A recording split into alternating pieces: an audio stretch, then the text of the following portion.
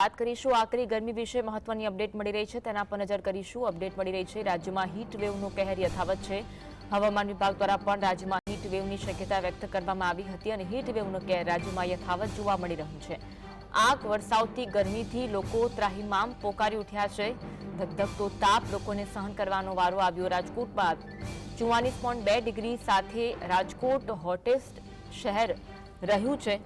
અમદાવાદમાં પણ મહત્તમ તાપમાન 42.9 ડિગ્રી નોંધાયું છે। અમદાવાદમાં પણ તાપમાન વધુને વધુ જોવા મળી રહ્યું છે। કચ્છમાં ગરમીનું રેડ એલર્ટ જાહેર કરવામાં આવ્યું છે। આગામી હજુ 2-3 દિવસ ગરમીનું જોર યથાવત રહે તેવી શક્યતા બનાસકાંઠા, મહેસાણા, પાટણમાં હવામાન વિભાગ દ્વારા ઓરેન્જ એલર્ટ આપવામાં આવ્યું છે। રાજકોટ સહિતના અન્ય ભાગોમાં પણ ઓરેન્જ એલર્ટ જાહેર કરવામાં આવ્યું છે।